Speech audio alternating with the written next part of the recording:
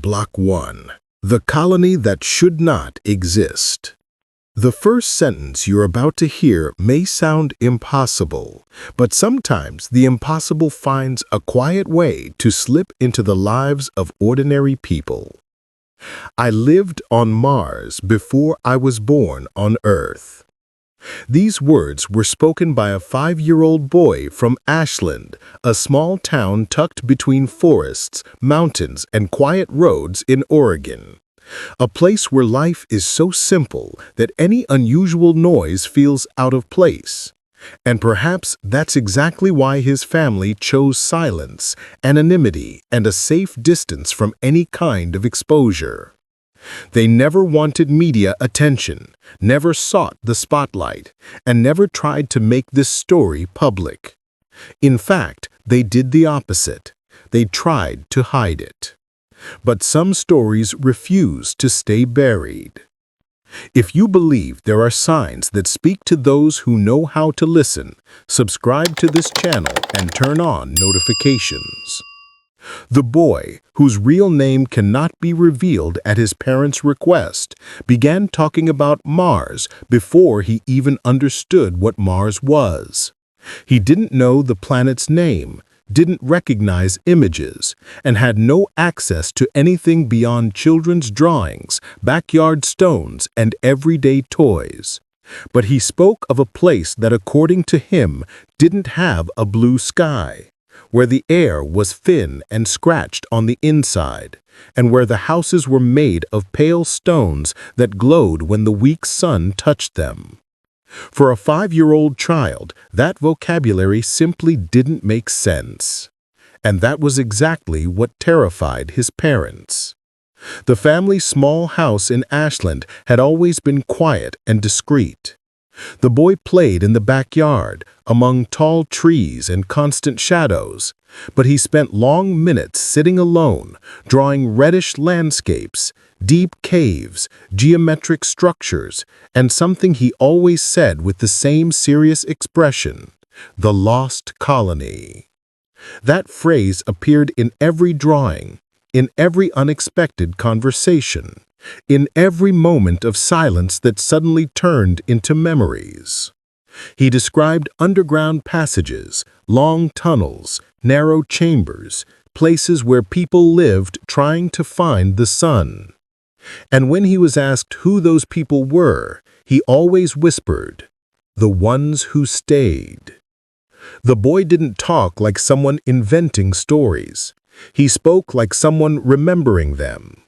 There was a weight to his words, a strange precision in the details, and an unusual melancholy for someone so young. Sometimes, while describing what he saw, his eyes drifted, as if observing something that wasn't in that room, in that house, or in that town. His mother says that one of the first moments she was truly frightened was when the boy described the inside of a compartment that, according to him, was used to control the air. He said there was a faint blinking light in the corner, and that everyone was scared of the moment it went out. If it went out, the colony couldn't breathe, he repeated. No 5-year-old talks like that. No child invents something like that. At least none they had ever known. As the weeks passed, the drawings became repetitive. Circular structures, inner bridges, tunnels protected by retractable doors, a central tower he called the observatory. He said that was where the elders watched the sky, waiting for a sign, but he never said what sign. And then came the part neither parent could ignore. The boy started describing how he arrived at the colony. It wasn't a fantastical tale, not childish. It was direct, simple, and unsettling. He said he was born there, but that his life didn't end there. He remembered people running, a strong vibration in the ground, a red light that swallowed everything, and a silence so deep that it made his chest hurt. After that, according to him, came the darkness, and after the darkness, Earth. Ashland had never felt so far from everything as it did in that moment. The boy's father tried to ignore it, tried to explain it away as imagination, cartoon influence, common childhood fantasy. But the more he tried, the more specific the descriptions became. Far too detailed for a child with zero exposure to anything related to space. The atmosphere in the house changed. Silence grew heavier. Conversations became shorter. And for the first time, the parents began to suspect there was something deeper behind those memories. Something that should not exist. Something he could never have seen. Something that, if true, was not meant to be told. Prepare yourself. The next block dives deeper into the mystery in a way you've never seen. And you, what would you do if your child began describing an entire life on Mars with impossible detail? Comment below. Your opinion is crucial to this investigation. Block 2. The drawings that should not exist. When the father finally gathered the courage to store all his son's drawings in a box, he noticed something that completely changed the way he viewed everything. He expected scribbled pages, childish lines, colors out of place, but instead he found architectural blueprints. Straight lines, repeated structures, the same geometry always present, as if he were copying a map he didn't want to forget. The lost colony, as the boy called it, wasn't just any place. It was a network of underground chambers connected by circular tunnels he drew with repetitive precision. Every sheet contained a central core, always represented by a tall tower surrounded by curved walls. He said that tower was the heart of the colony, where everything was watched and measured. The father even hid one of the drawings to see if the boy could replicate it. 2 days later, he created the exact same drawing again, with small details that hadn't appeared in the first version. Details that didn't feel like invention, they felt like an update. "This isn't imagination," the mother said, her chest tightening. "He's remembering." The memories began appearing even more intensely, sometimes in the middle of meals, sometimes in the car, sometimes while holding an ordinary toy, and always with the same serious expression of someone who sees something no one else can. One night, while the family was having dinner, he dropped his fork and asked, "Why doesn't the air hurt here?" The mother froze. The father couldn't answer. The boy then pointed at his chest and explained, "Down there, the air scraped on the inside. When I breathed hard, it felt like the air had iron dust." No child talks like that. The father tried asking what the surface was like, what the houses looked like, what the other children were like there. But the boy never spoke of the surface, only of what was below. "Up there, nobody could live," he said. "We only went up when we needed to look for water, but it was dangerous because the sky didn't protect." These sentences left the parents increasingly uneasy. How could their 5-year-old child describe atmospheric conditions, differences in air density, and the idea of radiation without ever being exposed to anything related to it? During a trip to the grocery store, the mother decided to test something. She stopped in front of a magazine with Mars on the cover, a completely ordinary image seen on any shelf. The boy looked at the picture for a few seconds, frowned, and said, "That's wrong. The sky wasn't like that. It was more empty." He didn't say red or cloudy or dark. He said empty, a word the mother would never forget. That night, the father did something he had never done before. He sought help. Not in newspapers, not online, not anywhere public. He feared ridicule, opportunistic researchers, and people trying to use the boy for something. So he sought someone who would simply listen. an old acquaintance who studied child psychology and who, even without believing anything extraordinary, was discreet enough not to turn that into gossip. The meeting took place in the backyard at the end of a cold afternoon in Ashland as the sun hid behind tall pines and the air carried the smell of damp earth. The man watched the boy play for a few minutes. He observed his movements, his pauses, his silences. Then he asked to see the drawings. He stayed silent for a long time. This doesn't look like spontaneous creation. He's reproducing something he saw, or thinks he saw. The father, anxious, asked if it could just be imagination. The man took a deep breath and replied, "Children's imagination doesn't have structural repetition. It doesn't revisit patterns. It doesn't maintain spatial coherence like this. He's accessing a memory. Where it came from, I don't know." As the visitor was leaving, the boy approached him holding a small piece of blue chalk. He looked up at the man, pointed at the darkening sky, and whispered, "Here it's higher. There, everything was heavy." That phrase alone was enough for the visitor to recommend with a serious expression that the family keep everything in strict secrecy. He didn't explain why. Maybe out of caution, maybe out of fear of misinterpretation, maybe intuition. The father locked the drawings inside a wooden box, but the boy kept talking even when he didn't want to, even when he seemed to avoid the subject. The memories, for some reason, came on their own, as if something inside him needed to be remembered. Prepare yourself. The next block deepens the mystery in a way you've never seen. And you, do you think these drawings come from imagination or from something impossible to explain? Leave your opinion, and let's go to the next block. Block 3. The memory of a death that was not forgotten.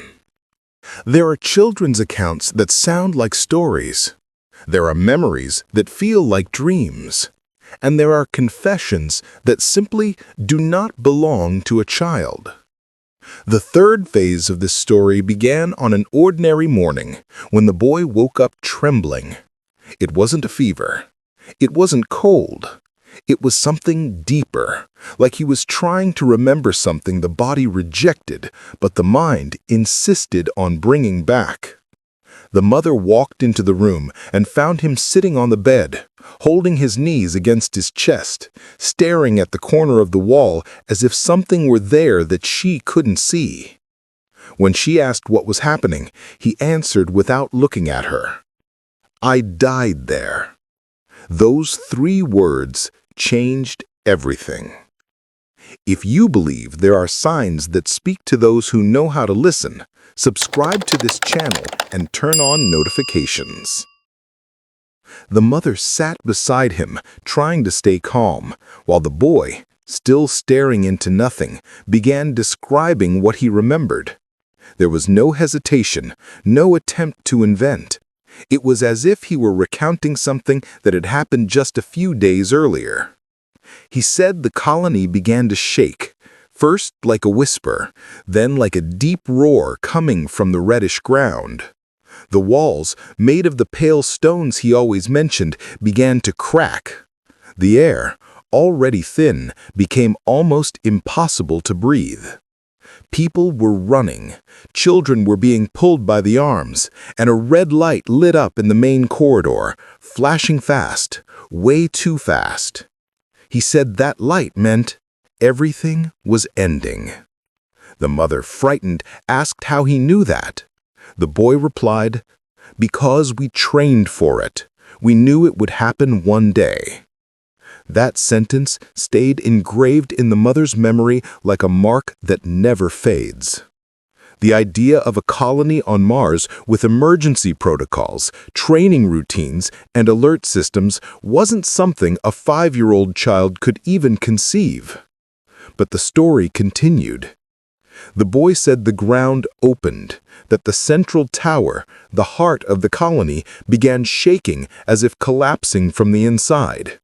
He described people going down narrow staircases, running toward a tunnel that led to a room with thick round doors that only opened with a specific touch. It was the last room that still had air, he said. The mother asked if he managed to reach that room. He lowered his head and slowly shook it. No, I got stuck.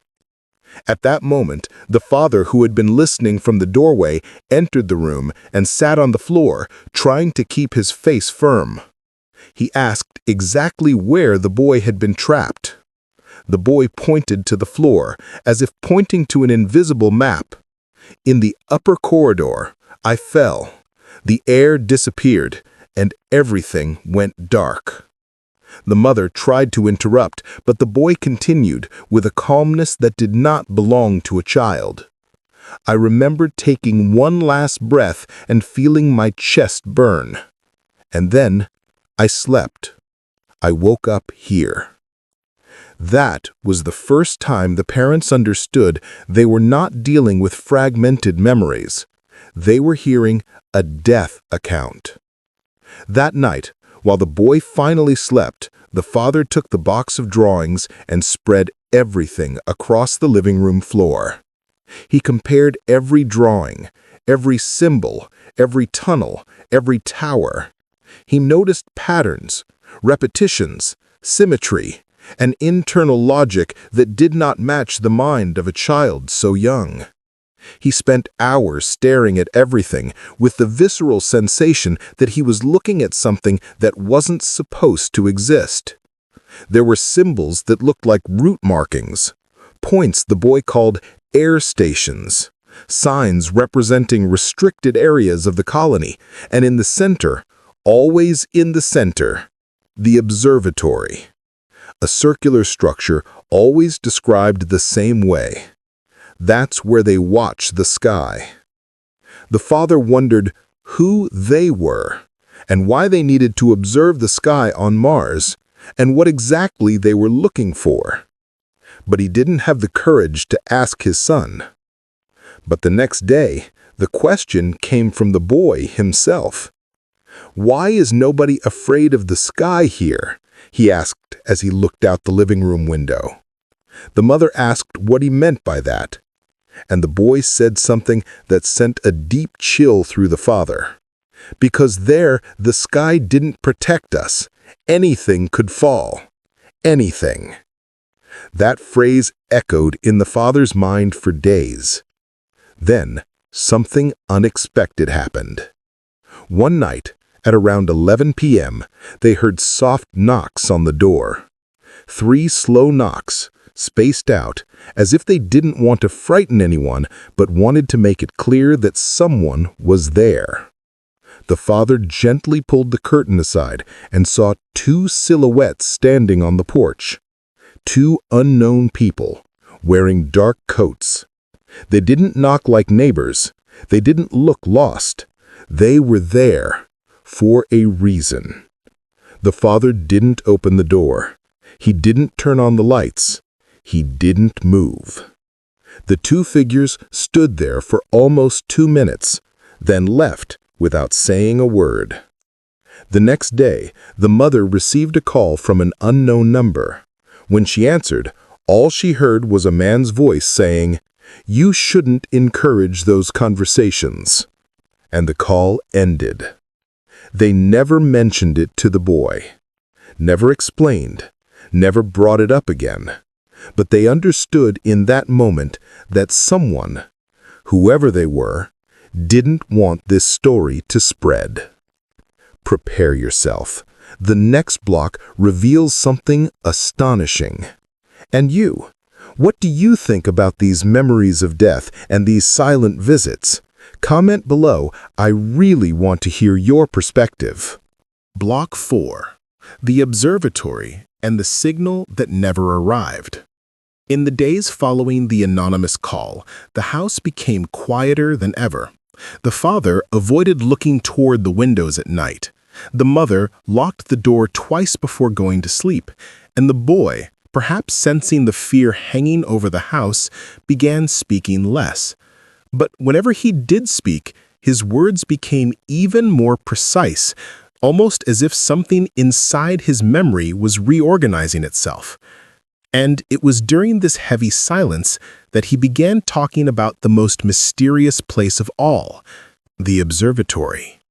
According to the boy, the observatory stood at the highest point of the colony, not on the surface of Mars, but at the top of what he called the main cavern.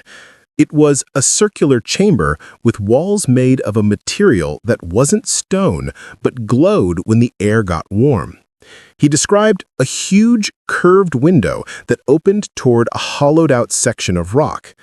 Through that opening, the inhabitants of the colony tried to observe a specific region of the Martian sky.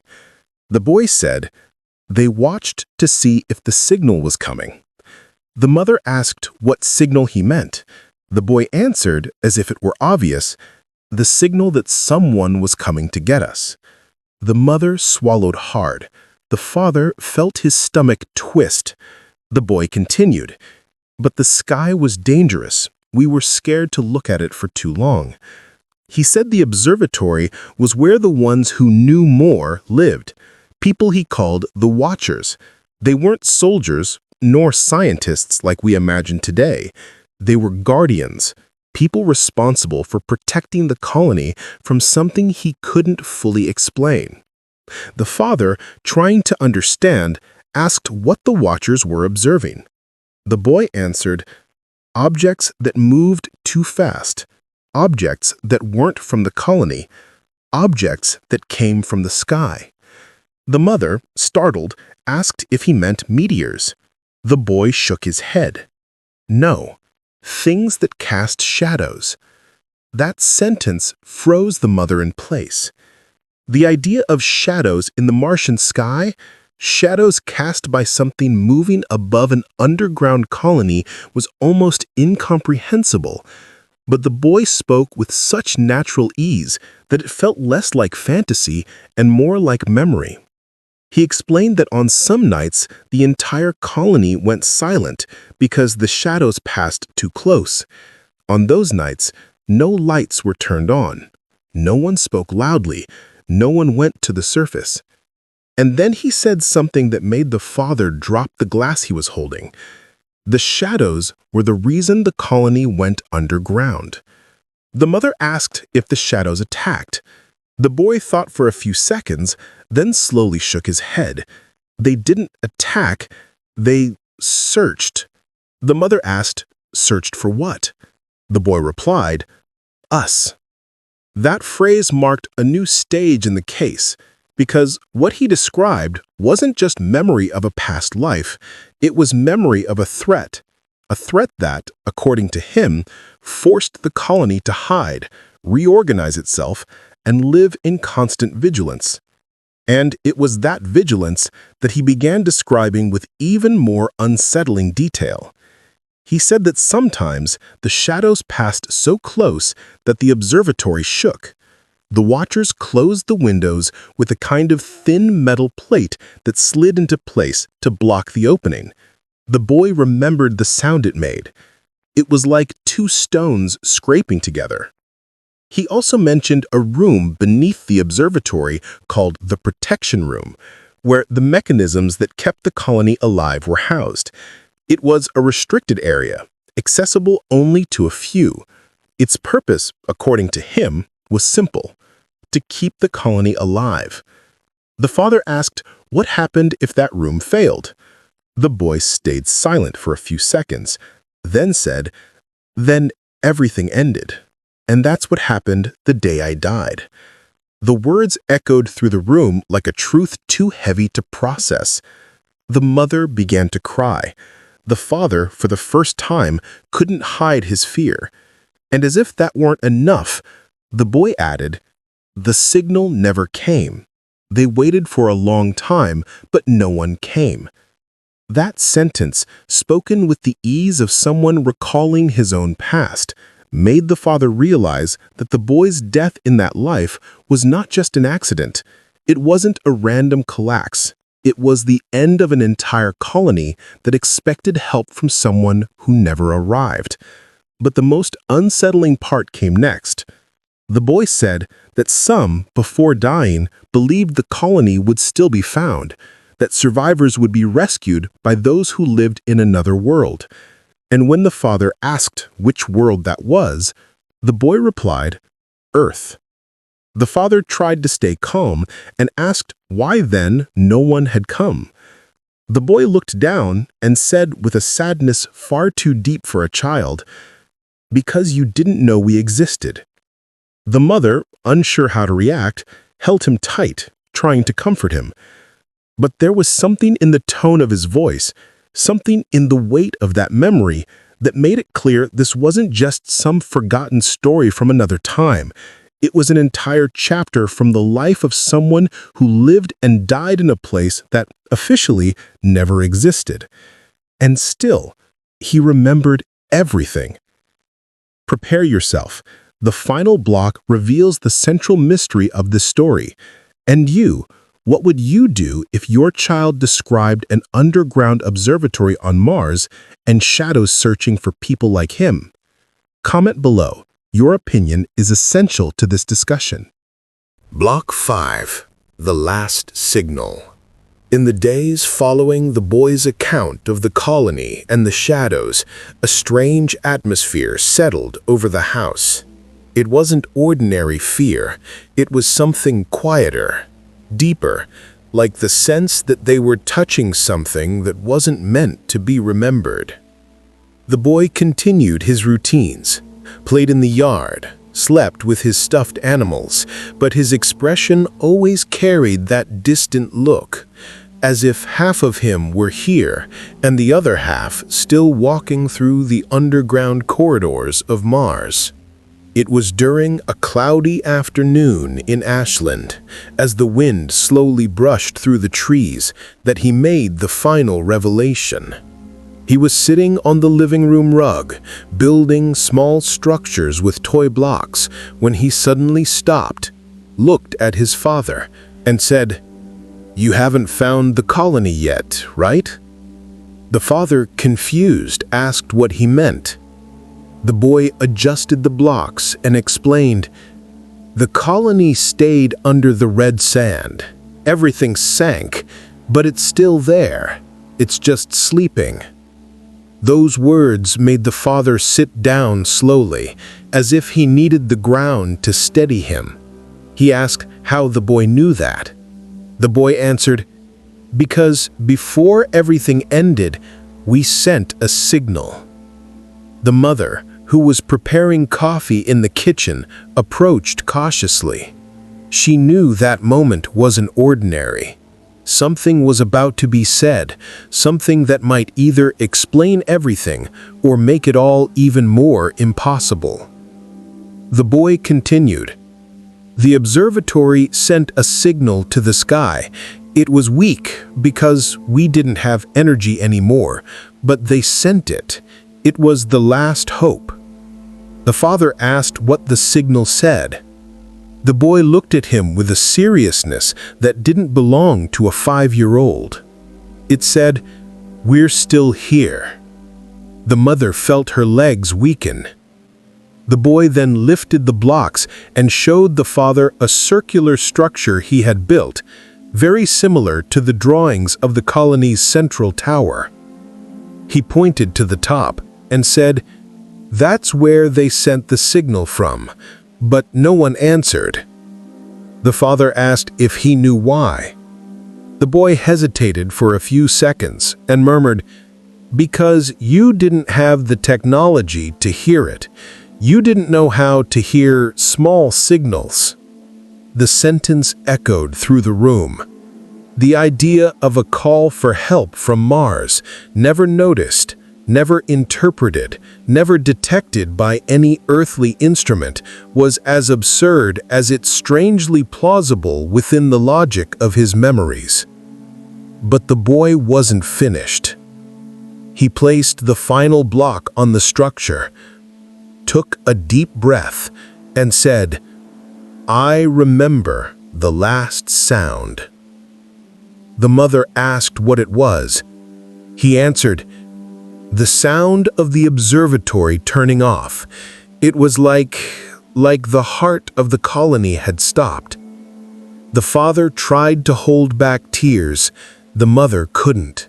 The boy then stood up, walked to the window, and looked at Ashland's gray sky. "When I woke up here, I knew I had come back to a safe place. Here the sky protects. Here there are no shadows looking for us." The mother, trying to stay calm, asked if he believed someone might find the lost colony someday. The boy, with a soft sigh, replied, "One day, yes, but not now. People aren't ready yet. Some things only appear when people learn how to really look." The father asked, "And you, do you miss it there?"